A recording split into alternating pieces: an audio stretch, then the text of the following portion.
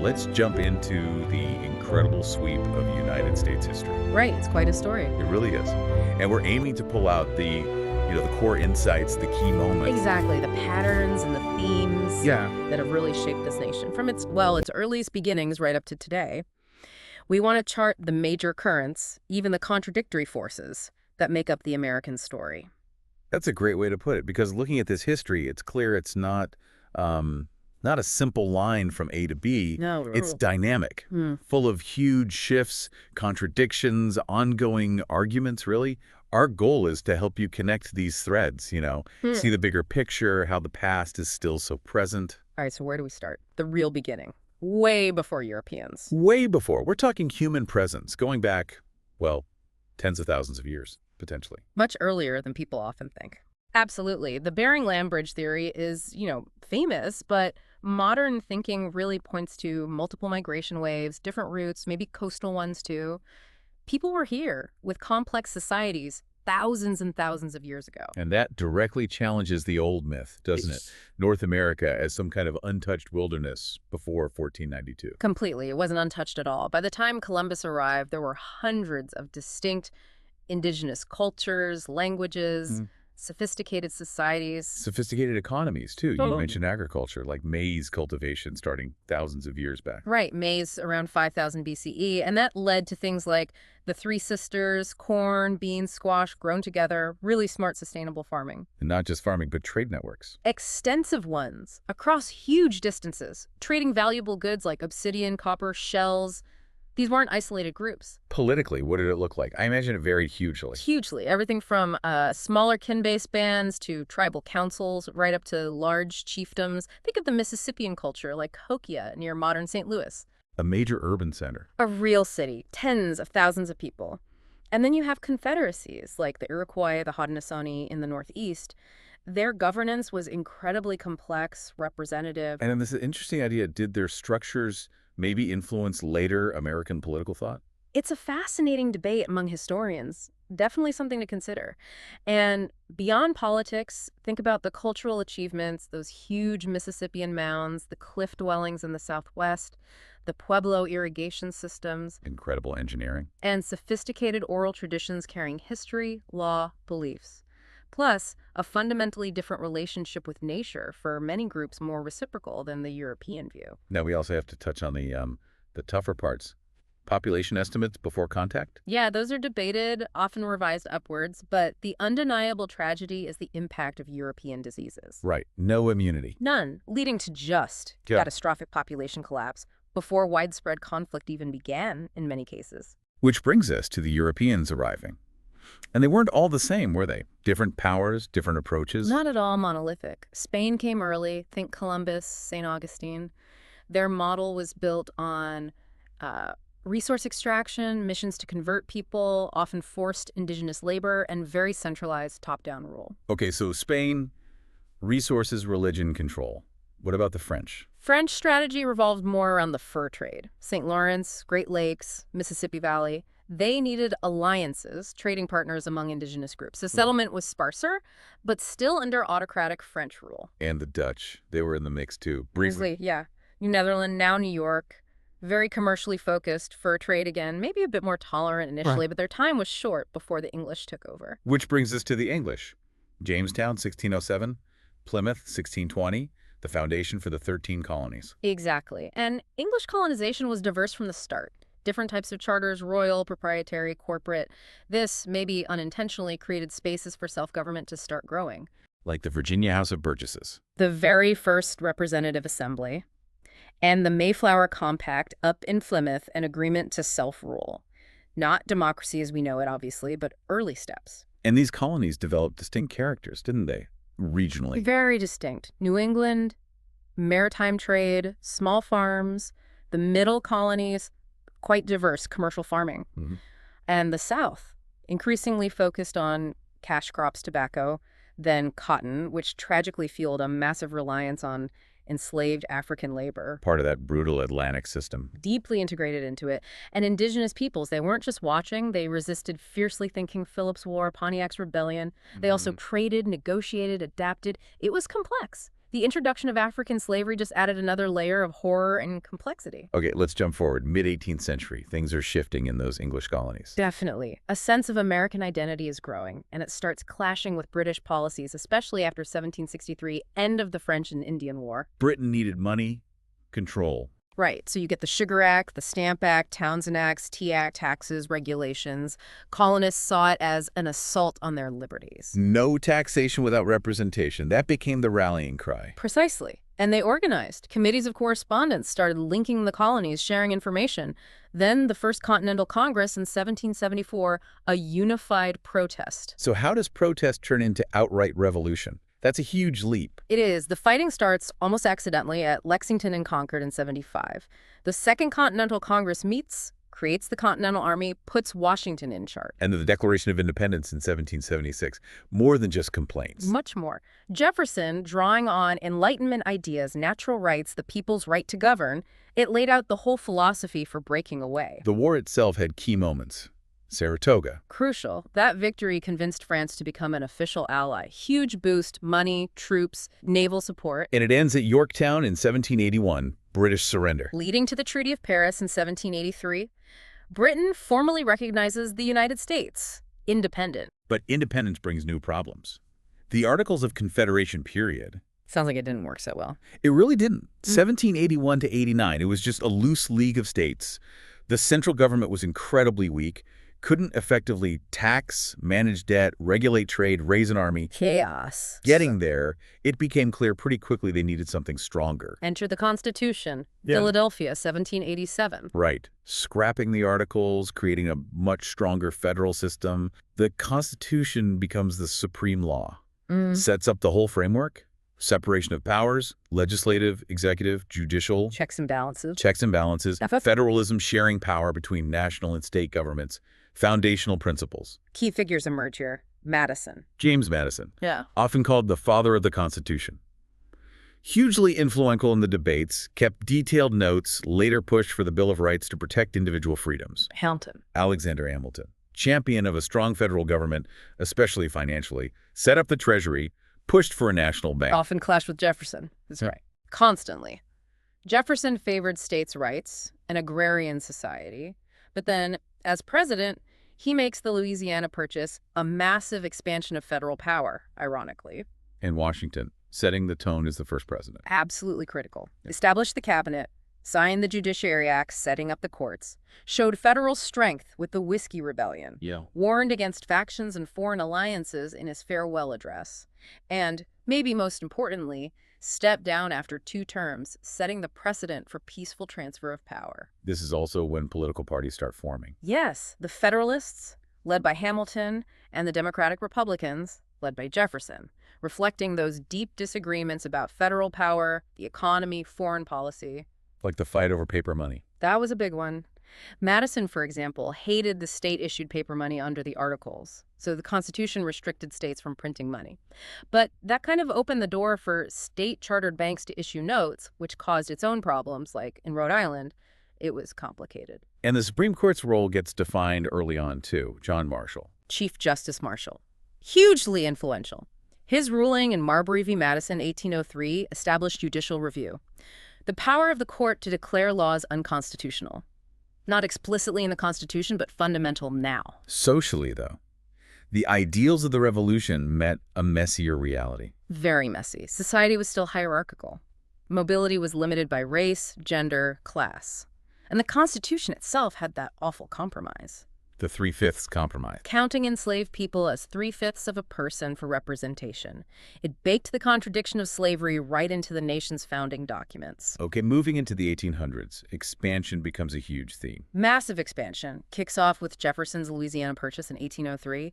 Doubles the country's size overnight. Just huge. Driven by this idea of manifest destiny. Exactly. This belief, this conviction, really, that the U.S. was destined, maybe even divinely ordained, to spread across the continent. Powerful idea. And it fueled acquisition after acquisition. Yep. Treaty of 1818 sets the northern border. Adams-Onis Treaty gets Florida from Spain in 1819. Texas annexation in 45. Oregon Treaty in 46. The Mexican cession after the war in 48. Vast territory. Then the Gadsden Purchase in 53. By the mid-century, the map looks pretty familiar. But we need to remember this wasn't empty land. Absolutely not. This expansion was settler colonialism. It meant conflict, treaties made and broken, and the forced displacement of countless indigenous people from their ancestral lands.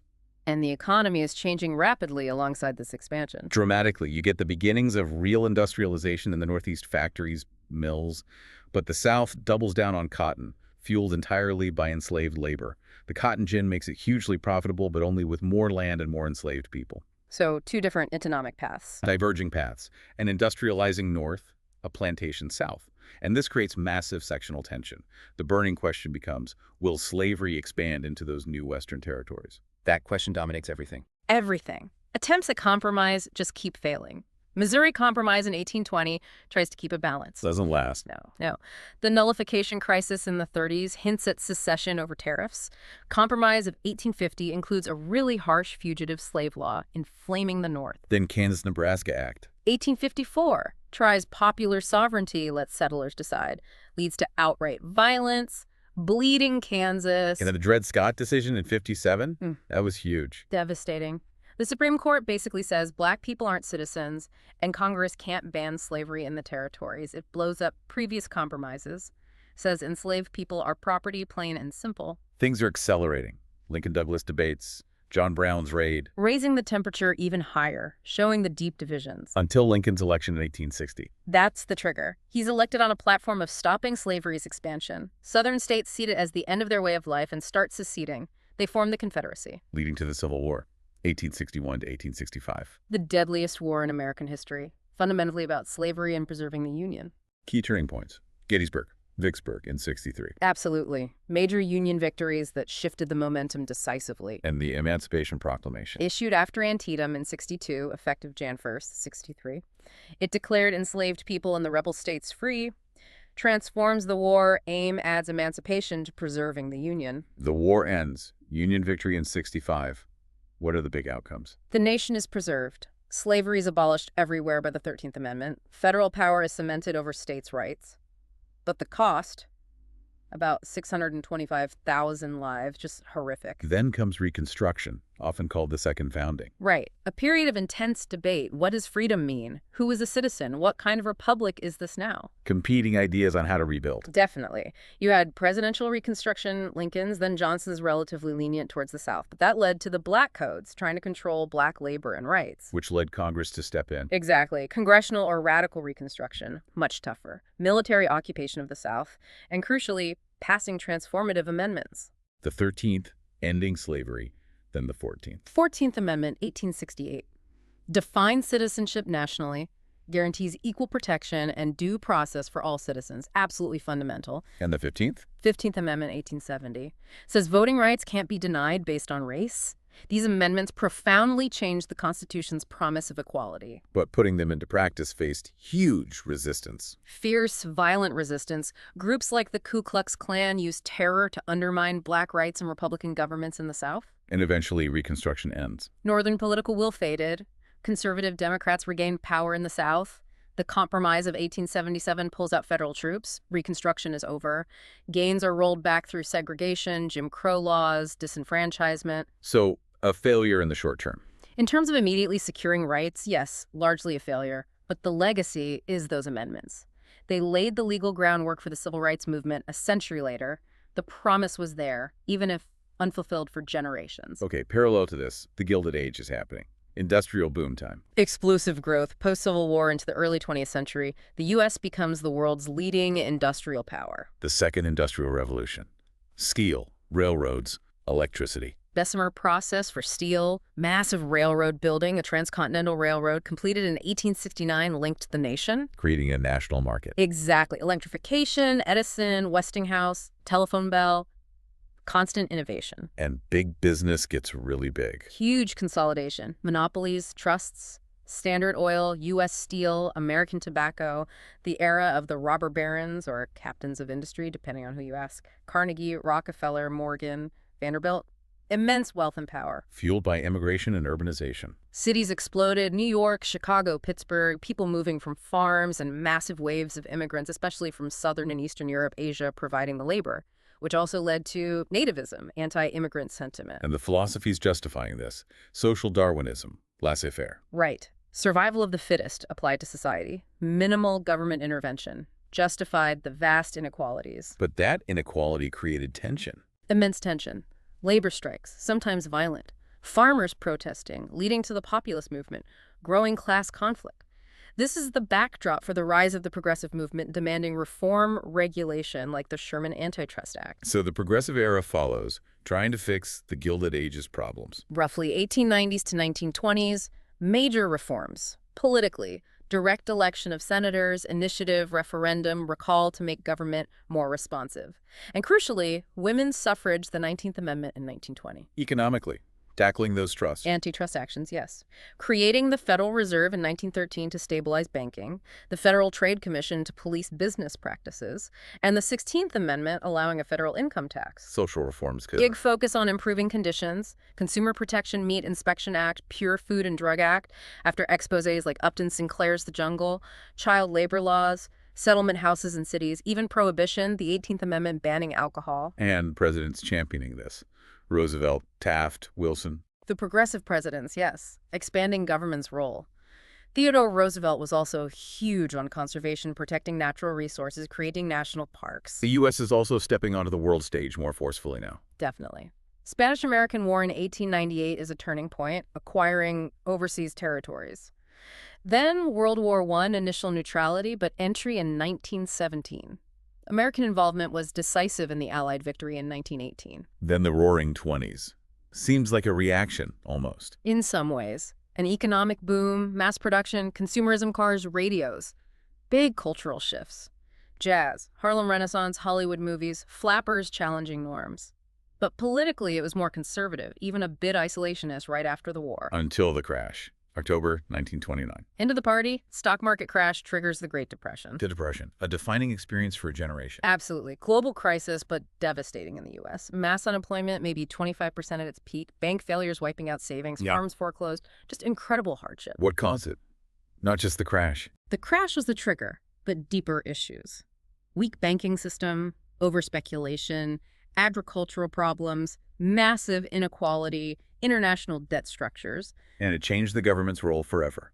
Hoover's response wasn't enough. Seen as too little, too late, leads to Franklin D. Roosevelt's landslide election and the New Deal. Relief, recovery, reform. That was the slogan. Right. A huge array of programs. Fundamentally expanded the federal government's role in the economy and society, really ended the old laissez-faire approach, created a safety net. Things like Social Security, FDIC. Exactly. Social Security for retirement and unemployment. FDIC ensuring bank deposits, public works projects, putting people to work, setting precedents for government action that are still with us. Though full recovery really needed the spending for World War II. World War II, another global conflict. Yeah. U.S. stays out initially. Neutrality again.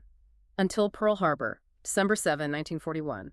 Japan attacks. Germany declares war on the U.S. we're in. And American power becomes decisive. Industrial might and military power. Crucial in Europe against Nazi Germany and in the Pacific against Japan. Leaders like FDR, Truman, Eisenhower, Nimitz. Key figures. D-Day in 1944, the Normandy invasion, opens the Second Front in Europe, and then the atomic bombs on Hiroshima and Nagasaki in August 45. Ending the war with Japan. Swiftly and horrifically. Allied victory in 1945, huge cost, again around 400,000 American military deaths. The home front mobilized, completely rationing, war bonds, women in factories, Rosie the Riveter. And the outcome. U.S. position after the war. Emerges as the dominant global superpower, economy booming while others were devastated. Unmatched military strength, now with nuclear weapons from the Manhattan Project. Took the lead in setting up the UN, the post-war economic order like Bretton Woods. Setting the stage for the Cold War. Immediately. This global dominance leads straight into the rivalry with the other major power left standing, the Soviet Union, late 1940s onward. An ideological battle. Democracy and capitalism versus communism. Fundamentally, Truman Doctrine pledges support against communist expansion. Marshall Plan rebuilds Western Europe, partly to counter Soviet influence. Berlin airlift defies a Soviet blockade. NATO forms in '49 as a military alliance. Containment becomes the strategy. And this Cold War turns hot sometimes. Korea, Vietnam, Tragically, yes. Korean War in the early 50s, the long, divisive Vietnam War from the 50s to 75, causing huge turmoil back home. What was happening at home during this early Cold War period? Post-war boom. Huge economic boom, rising middle class, suburban growth fueled by highways, the baby boom, consumer culture taking off, television becomes central. Rock and roll, beat generation. New cultural energy. But beneath the surface conformity, major social changes were brewing. Especially the civil rights movement, gaining momentum. Absolutely crucial. Building on earlier struggles, activists like Martin Luther King Jr. used nonviolence, legal challenges, challenging segregation head-on. Landmark moments. Yeah. Brown v. Board in 54 desegregating schools. Montgomery bus boycott, sit-ins, freedom rides, all building pressure. Leading to landmark legislation. Civil Rights Act of 1964, huge, outlying discrimination. Voting Rights Act of 1965, targeting voter suppression. Fair Housing Act of 68. Monumental victories, transforming American law, though the fight for real equality continued. And other movements rising in the 60s. So much ferment, the counterculture. Modern feminism, Betty Friedan, Title IX, environmentalism, Rachel Carson's Silent Spring, Earth Day, the EPA, Latino rights, Native American rights movements gaining visibility. Government responding to Kennedy's New Frontier, Johnson's Great Society. Big federal programs, War on Poverty, Medicare, Medicaid, and the Immigration Act of 1965, which dramatically changed where immigrants came from, reshaping demographics. Then the 70s arrive. Seems like a decade of crises. Watergate. Watergate shatters trust in government. Nixon resigns in 74. Unprecedented. Economic problems, too. Stagflation. Yeah, tough times. End of the old currency system, oil shocks causing energy crises, that weird mix of inflation and unemployment stagflation. Plus the start of deindustrialization, factory closures. Foreign policy shifts. Nixon to China. Detente. Nixon's opening to China was historic. A period of easing tensions, detente with the Soviets, arms talks, but also ongoing Middle East conflicts. Ford pardons Nixon, Carter emphasizes human rights, brokers the Camp David Accords between Egypt and Israel, but ends with the Iran hostage crisis. Which leads into the 80s and the Reagan Revolution. A conservative resurgence. Reagan pushes tax cuts, deregulation, cuts to social programs, takes a hard line against unions. Cold War heats up again. Big military buildup, strong anti-Soviet rhetoric that the evil empire proposes the Star Wars missile defense system. Proxy conflicts continue. Socially conservative push, too. Yes, the rise of the religious right, groups like the Moral Majority, focus on issues like abortion, school prayer. The response to the AIDS crisis was tragically slow. Economically, inflation gets tamed, but after a recession, then growth, but also the '87 crash, the S&L crisis, and widening income inequality. And then suddenly, the Cold War ends. Dramatic collapse. Berlin Wall falls in '89, Soviet Union dissolves in '91. A fundamental shift in the world order. Which brings us pretty much to the present day. Contemporary America. Still dealing with echoes of all this history. Absolutely. Many of the challenges reflect these long-term themes. Political polarization is intense, deep ideological divides, stress on democratic institutions, eroding trust. Economic inequality is still a huge issue. Huge, along with the ongoing shift in the economy service, tech, globalization impacts, stagnant wages for many, rising costs. Racial justice issues remain front and center. Movements like Black Lives Matter highlight the persistence of historical inequalities, systemic problems. These divisions are still very real. Environmental challenges. Climate change. A major long-term threat, constant debate over energy policy, global cooperation. And technology. The internet, social media, AI. Reshaping everything. Society, work, how we communicate, politics.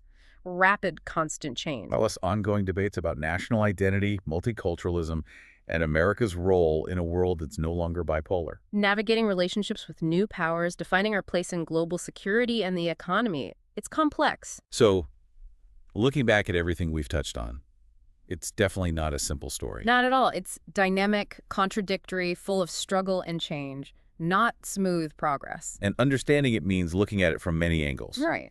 Including those whose stories weren't always told. Crucial. We have to move beyond simplistic myths, incorporate the experiences of enslaved people, immigrants, indigenous communities, women, workers, activists, everyone who shaped the nation.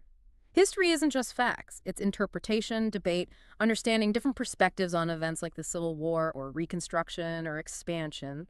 Because that complex past is what created the present we live in. Exactly. You can't understand today or navigate the future effectively without grappling with where we've come from.